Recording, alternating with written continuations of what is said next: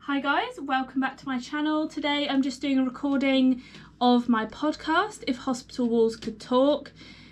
If you haven't heard my podcast, well, this might be your first time, but you can get it on any platform, Spotify, Apple Music, etc. I have had a small hiatus, as I call it. I talk about that in episode 5, so just have a little listen to that about why I took a break. And I'm enjoying being back. This is my 3rd episode since being back. And it's currently July, so it is so it's 8 p.m. and all of my lights turn off at 8 p.m. They're on an automatic timer. So for those of you who can see the spooky light changes in the room, that's why. So thankfully I've got quite a lot of sun, and as I was just saying, it's July, so it is so hot. I'm sorry if you can hear the fan. I always get really sweaty, and I don't know, I think it's because I put a lot of energy into these podcasts, but I always get extremely sweaty when I'm recording. Just videos, podcasts, anything. Videos are worse because you've got to set up all the lighting and stuff. So today I'm just using the lovely sun, which is great, but I've got the fan on, so I'm really sorry if it's making a noise. I genuinely couldn't cope without it, and I thought it's better than having the window open. You can hear like things outside. So on my last episode I talked about perfectionism. That was episode 6. So I talked in that a little bit about a recent experience of mine, and I'm not one to usually bitch about my colleagues. However, this one seems justified, trust me. They are currently not my colleague anymore, so I feel like it might be okay, but there is a learning point to this. There's a learning point, there's a reason why I'm talking about it, and I don't want to be just a bitch. I want to, I don't know, it's quite a funny story. There are some funny bits in it as well. So anyway, I've called it The Worst Consultant. So I'm just going to give you a bit of a background about the start of my story. So I recently, maybe I shouldn't give too many details away. I'm going to incriminate myself here. But fuck it. They're not going to want the feedback anyway. So if you're listening, then be glad I didn't put a complaint in. Let's put it that way. So I've recently started a new job, and the new job is just on general medicine. That started a few weeks ago, and probably longer than that actually. The locum consultant started at the same time as me. Roughly, I think about 2 days before. This consultant did not train in this country, and I'm not going to say where they're from because I don't want it to be like a racist thing or anything. It's not. It's when people train in different countries, it's just a different culture. It's a different style of training. It also plays into the part of this consultant did not work in the UK usually. They worked in their country that they're from, but they also trained here. So they were coming back to keep their license. Now, this consultant, I'm just going to tell you it's a man, because I'm going to end up saying it at some point. The consultant made this very clear, and made it very clear that he was only there for 2 weeks and then he would be gone. So that kind of, I'm only here for my license so I can keep it, and I don't really want to be here. Like, that was the vibe I got. So having started literally 2 days before me, not knowing anything, when you start a new job, it's hard work, okay? You have to learn all of the new computer systems and all of the new people, how everything works, how people like things done. And then as a locum doctor, especially an agency doctor, you are thrown into the deep end. And I have done a video on this, but it's not actually up yet. But I will be talking about how starting a new locum job can be made easier, because they literally just go, off you go, like sink or swim, literally. So we are alone pretty much on the ward together, bar one other doctor who has been there a little while.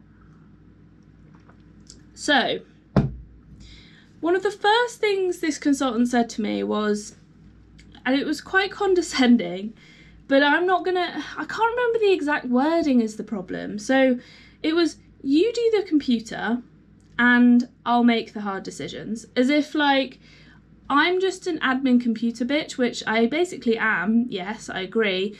But like, you saying to me, like, you can't make hard decisions. That's for me. Or like, I don't know. It was so condescending. Anyway, the ward round starts the next day. After I turn up so I turned up the day before just for a, hi, I'm Dawn, I'm here, I'm one of the new doctors. And he said the computer thing to me. And then he said, oh, I really hope you know how to use the computers. And I was like, well, I do. And I did just do my online training, but I'm going to be quite slow.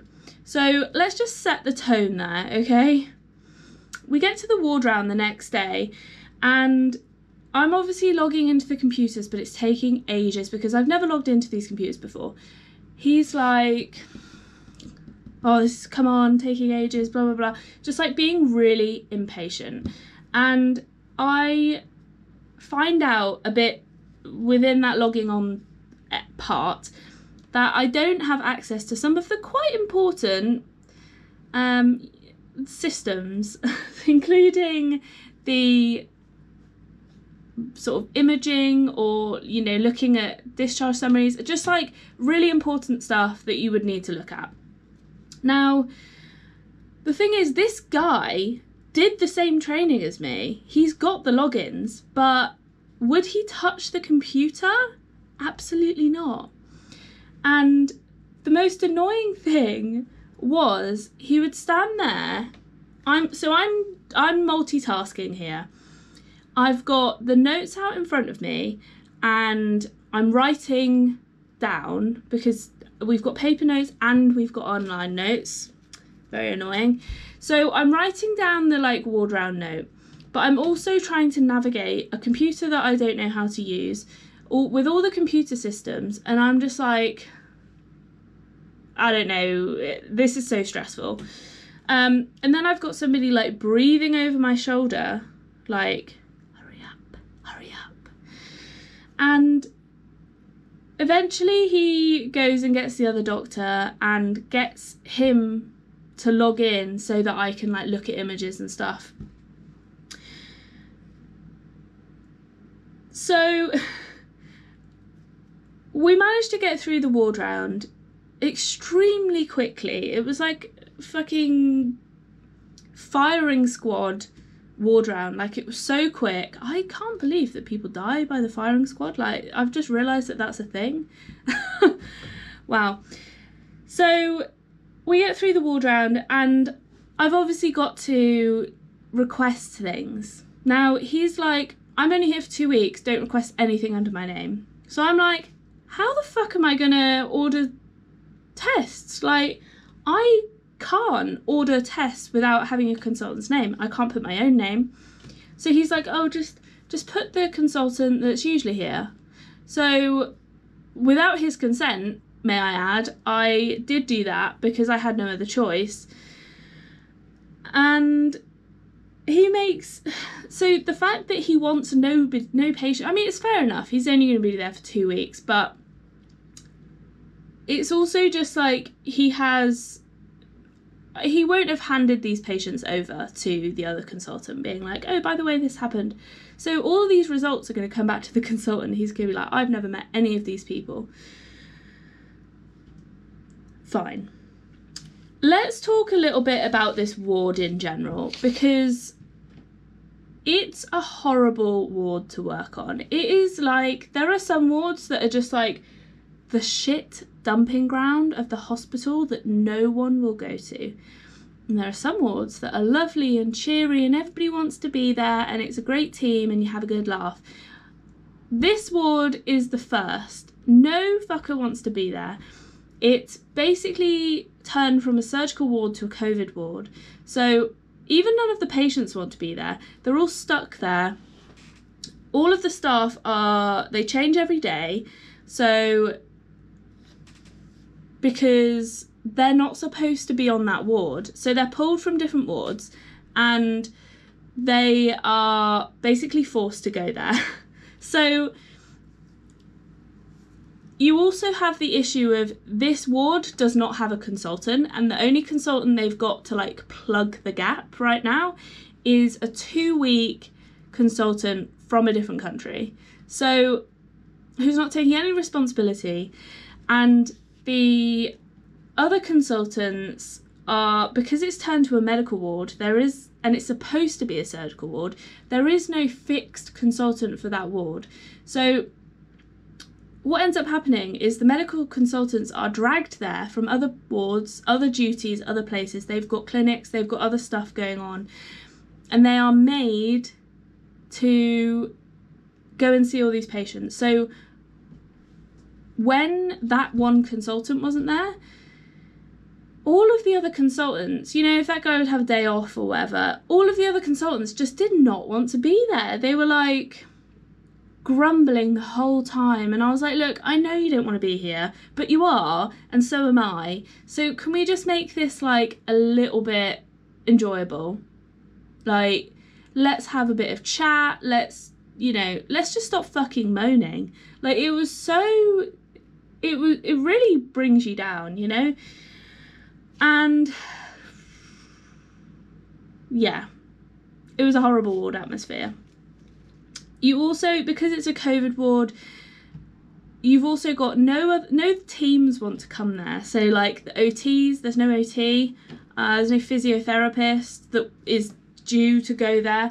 Nobody wants to visit. Like, you'll do a referral and they won't really want to come because it's like, oh, it's a COVID ward, let's reduce my risk, I'll just do it over the phone, I'll just email. I won't come and see the patient, even though that's kind of what I used to do.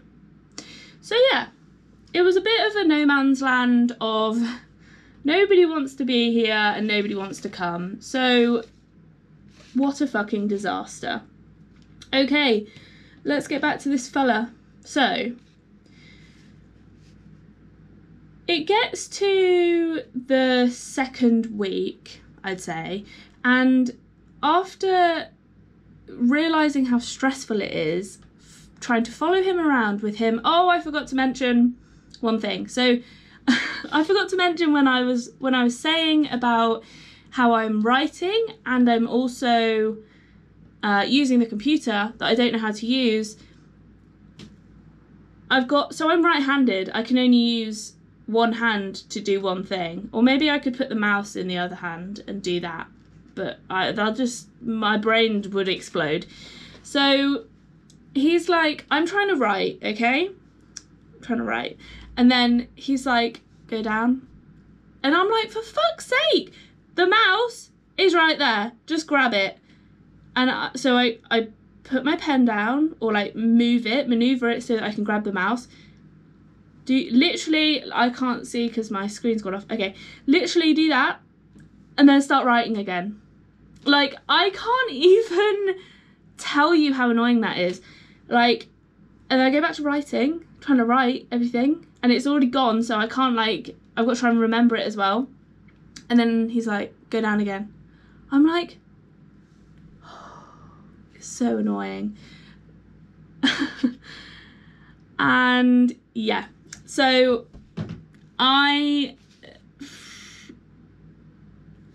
am honestly speechless because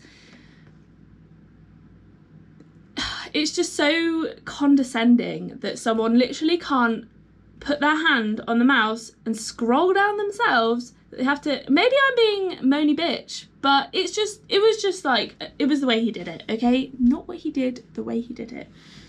The way he said.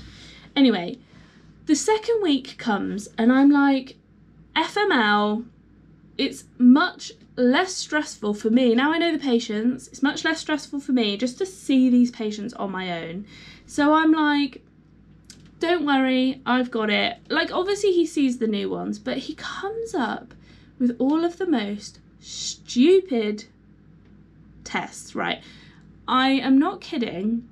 I had 2 patients that had a chest x-ray the day before. He goes, let's get another chest x-ray. I'm like, these patients haven't had pneumothorax or anything. Like, fair enough, they got pneumothorax. We think they've got a lung infection, a pneumonia. I'm like, what? And somehow, I do not know how, but somehow the radiology department accepts this, that we are repeating chest x-rays 2 days in a row, and does it. So I'm like, okay, fine. Not that much radiation. It is a bit, not that much, but it's like, it's not required. And, you know, anyway, the patients have got to leave a COVID ward, and then the nursing staff or the porters have got to take them there, and it's just like the patient gets extra radiation that they don't need. And it's also like, oh look, it didn't fucking change. Like, it was done yesterday, the one today looks exactly the same. What a surprise. So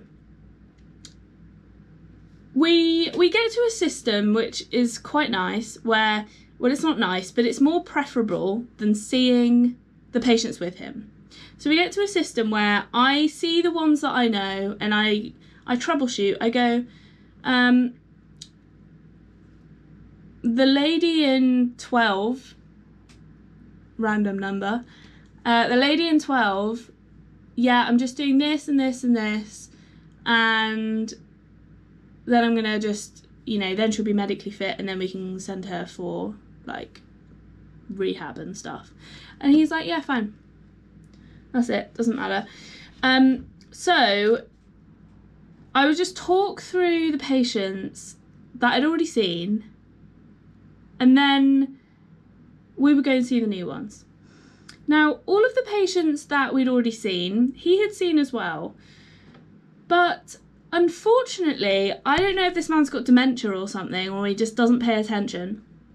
He doesn't fucking know anyone. Literally nobody. He forgets everybody. And in the end, I would be like, okay, so they're all the same. Like, they're all old, pneumonia, COVID. Fair enough. Easy to forget. But I would end up coming up with, and this would keep me amused anyway, I would end up coming up with little anecdotes of how to explain patients, just, you know, so that he would know who I was talking about. For example, I'd be like, oh yeah, you know, the man in 14, he'd be like, I'd be like, he'd be like, no, and I'd be like, okay, he's got COVID, he's got an infection, he's the one with the AKI and blah, blah, blah. That didn't work, right? So I would just go, the man with the cars, and he'd be like, oh yeah, the man with the cars. What's happening with car man? And I'd be like, okay, blah, blah, blah, blah, right. And then I'd be like, try and explain another patient. Oh, the one that fell over, but she was on this ward, and she had a long lie, and we were treating her with fluids, but now she's got COVID. No, I don't remember that one either. I say the name. No, not the foggiest. I'm like, okay, the one that screams, the lady that is screaming. Ah, the lady that screams. Of course, I know that one. And then there was another one, who I was just like, the lady that can't open one eye, and, you know, she had a nerve palsy. She couldn't open one eye. Pretty self-explanatory. Anyway, that was the way that I amused myself and got me through the week. Got myself through the week. Another thing, look, this is not just me that's bitching about this person, okay? Because, and the ward, because all of the other doctors who have worked there share the same view as me. It's not a uncommon view. So we discussed this. These are shared opinions.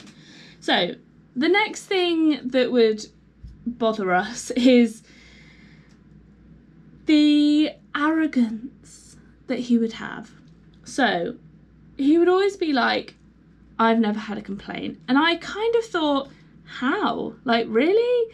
And then I thought, well, maybe there's a reason for that. And I'm going to tell you those reasons right now. Number one, this man is from Asia. I'll say Asia. That's quite broad. But in Asian countries, they tend to see doctors differently. So I think, I mean, I don't know, you know, I'll hold my hands up, maybe I'm wrong, and maybe I'm stereotyping, but I'm wondering if his arrogance had a kind of, sorry, all this talking makes me quite thirsty, and all this sweating as well. So I'm thinking maybe people in Asia are less likely to complain, you know, if you're not dealing with a private healthcare system, you're dealing with the, you know, because when I was in South Africa, people were just glad to be seen. Like, they were glad to be seen by a doctor. They were just like, excellent, anybody. But also there is more of an archaic consultant to junior doctor relationship in some of these Asian countries. And that's not me coming up with shit here. That is, people from Asian countries have told me this. So it is somewhat founded, and they have worked in these countries as well, and they're from these countries. But the consultants are, and in this country, they were treated in this way in the past, but not so much anymore. You know, you can call them their name, their first name. Whereas in other countries, it's very much still stuck in our past, where it's like the consultants are gods. When they come in, you bow. That's an exaggeration. But when they come in, you like, I don't know, all stand in a line, or that you call them sir, or things like that, or like professor. I mean, some places you might call them that here, but they are treated much more differently. Like, they are above us and not kind of on more of a level with us, and that poses many issues in itself, but I'm not going to get into that today. So another reason might be because he only spends a couple of weeks in one place at one time. Like, if you're only going to come to the UK for 2 weeks, no one is going to go out of their way to complain about you. And I guess this is me complaining, but it's just like, I was like, fuck it, he's leaving in like a few days. Like, there's no point in trying to get involved in this. I did mention it, however, to the rota coordinator, so that could be flagged up. I don't know. But I think what he was saying was no patients have complained about him. And by the way that he explained that reasoning, or that fact to me, was that if anybody was going to complain about him, he seemed to like kind of chase them down, to be like, to try and resolve things, you know? It wouldn't be like, oh, I'll just get pals involved or whatever. Like, it's, no, get him into my clinic room, I will speak to that person. I mean, maybe that's good. Maybe it's, I don't know the word apart from predatory. That's the only word I can think of. So another reason I thought of was that he protects his ass with documentation. This man would never let us leave a space. Now, I leave spaces so that if you go from history to examination, back and forwards, you can like fill a bit in. But then I'll always like dash it out so that someone can't go in and write stuff afterwards. But he would never like us to leave spaces. And the last thing is that he would only show his face. So I'm guessing in a way he was kind of like a silent behind the scenes doctor. So he would never show his face or speak to any family of anybody that might complain. He would only show his face to patients that he'd made better. And when he would go in, he would brag about how well he'd done to that patient. He was like, oh yes, I knew that I needed to put you on antibiotics. I'm so glad I did that. And yeah, if I hadn't put you on those antibiotics, like, you probably would have died. I'm like, for fuck's sake, there's nicer ways to say that. Anyway, generally he was actually somewhat friendly and chatty, but he was extremely narcissistic. So although on the surface maybe, you know, friendly, etc., he would only really talk about himself. So, you know, we could have some chats, but it never really revolved around, it wasn't like a two-way conversation. It was like, it would always go back to him. So it was, you know, I'm trying to think of positives here and not just be a complete bitch. But anyway, the point that I'm getting to is, what makes a good consultant? And I was thinking, I did write, how can you be a good consultant? But like, if you're a consultant and you're watching this, listening to this even, or watching it, you probably have the willingness or want or desire to be a good consultant. But you probably also are. If you want to be a good consultant, yes, there is knowledge that you can always work on, but most of it is, not most of it, a lot of it from our side is going to be interpersonal skills, obviously. So my first one, and my most pertinent one, is scroll through the computer by yourself, please. Just please. And also it's really helpful, and I have worked with consultants that have done this, and honestly it's so great, so much more efficient, where they take control of the mouse and I'll write. Now it's not being lazy, being like, I don't want to scroll, but it's like, it's so inefficient for me to literally be like,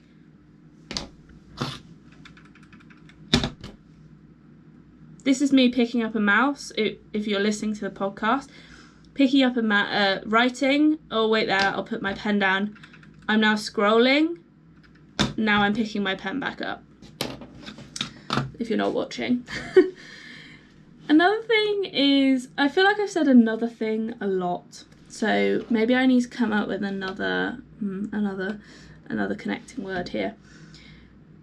Secondly, patience. If a junior doctor is, number one, an F1, or number two, has only just started that job, please be nice to them. It's not that much to ask, I feel. And number three, take responsibility. I do completely get that if you're a locum consultant and you're only there for 2 weeks, then you're not going to want to take responsibility. But I feel like this guy had not actually got confirmation that he should put all of these patients under this guy's name, and he was just telling people to do it anyway. That was the vibe I got. But also to the rota coordinators, I'm sure you're not listening, but if you are, please don't hire consultants for 2 weeks. I feel like it's actually, I don't know, I'm sure it makes people feel good in the short term, but in the long term, not so much. Anyway, generally just being friendly, fun, and easy to talk to, easy to be around. That one's just, some people have got it and some people don't. I'm going to say why am I so thirsty? I'm drinking again, but it's kind of obvious. It's nearly 30 degrees in the UK, so I think that's why. Anyway, that's obviously not a conclusive list. Like, obviously it is. I think another thing actually that I've just thought of is ordering tests that are necessary, but not like just scattergun approaching loads of tests that really aren't that important. But that's more of a clinical thing, and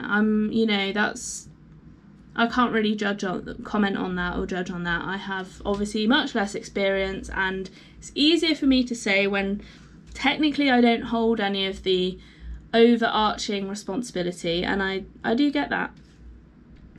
So that's the end of my podcast. Oh my god, it only went on for 30 minutes, but I'm actually going to record another one in a second, so my poor voice. Anyway, thanks so much for listening / watching. I hope you enjoyed it. I hope you don't think I'm a bitch, because I know that I bitched a lot in that, but I feel like there was good reason.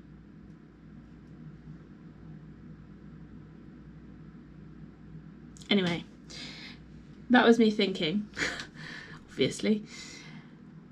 My next episode, this is how I write my episodes, by the way, just on a piece of paper. My next episode is, I've got 2 written down here, which are another they're kind of like story time ones, and they're a bit more fun, I'd say, because I really don't like being a mean person.